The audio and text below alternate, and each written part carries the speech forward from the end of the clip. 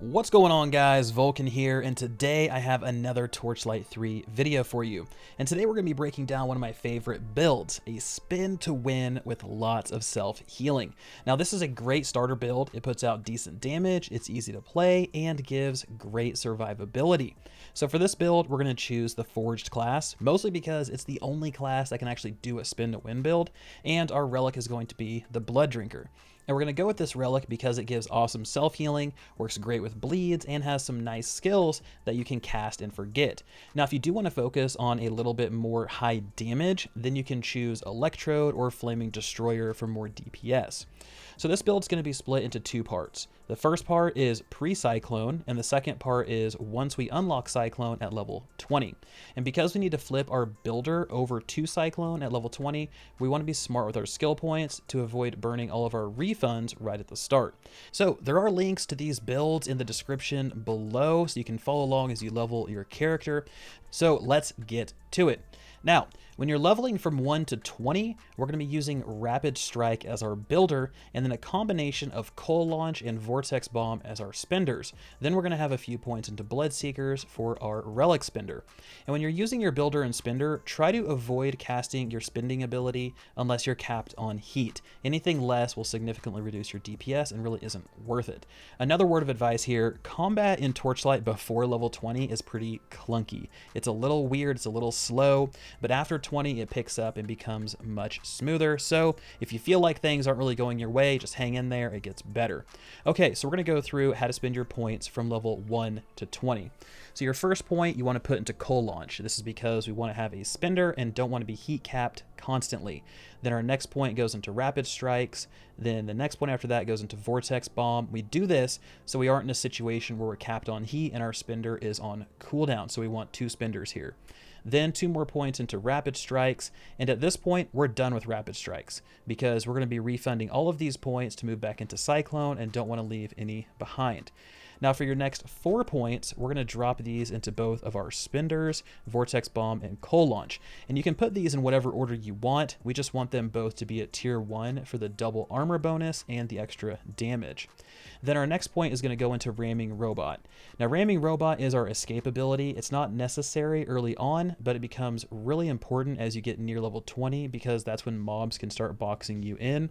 And this comes with 2 charges, and it's on a kind of long cooldown, so be sure to spend these wisely. Next thing is our Bloodseekers. So Bloodseekers is a relic ability that drains all of your relic energy. So if you cap it at 100, it'll drain it all the way from 100 to 0.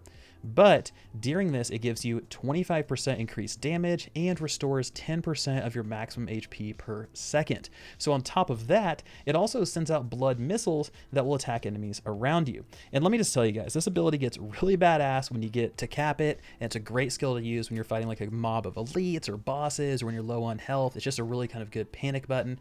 Right now, we want to drop 3 points into this skill. And then for the next 6 points, we're going to drop them into both of our spenders. You can put these in whatever order you want. We just want them both to be tier 2 for the damage bonus and damage reduction. The next 3 points after that, we're going to drop into Bloodseekers again. This is going to reduce the cost of Bloodseekers by 25% and make it last much longer, which means more damage and more health regeneration. So it's just all around a win. And then we want 1 point into Sonic Pulse. Now, this skill is going to be super useful for debuffing a large group of enemies or a boss. They're going to take 40% increased damage. We're not going to end up capping this skill, but we definitely want to get it to tier 1 at some point for the stun that comes with it. A 1-second stun, pretty powerful stuff.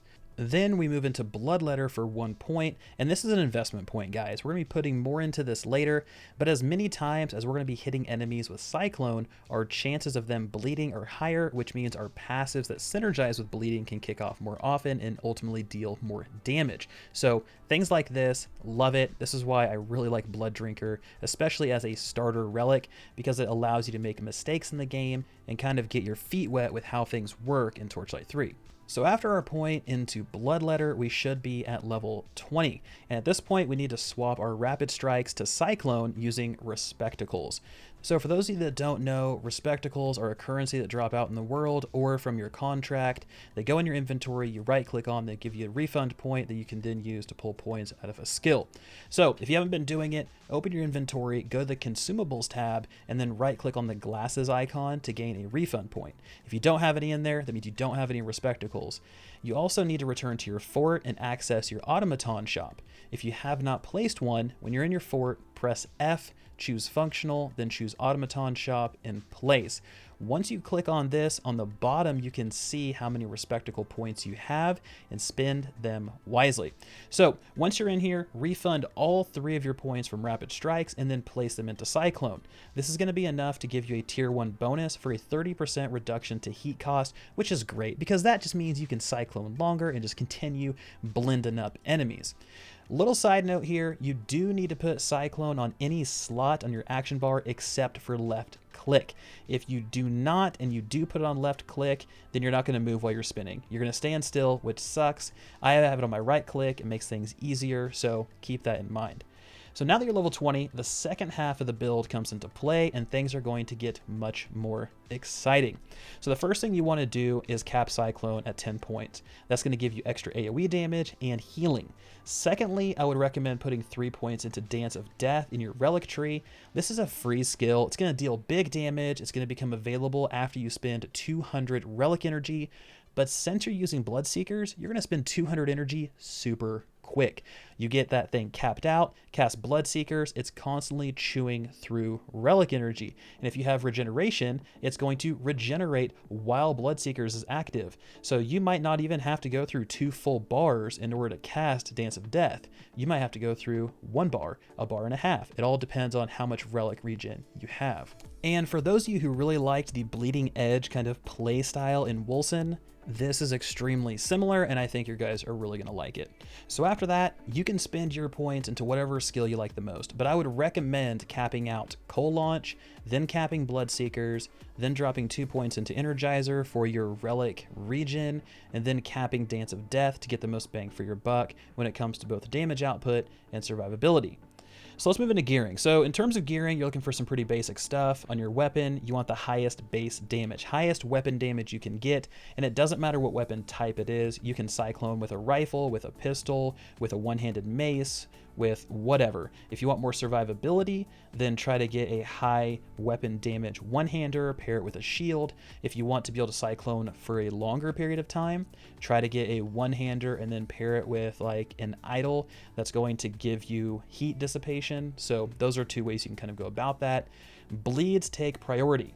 So increased bleed damage, chance to bleed, all that stuff takes priority. Burns and poisons are a good alternative, but because we're using Blood Drinker, we want to maximize those bleeds.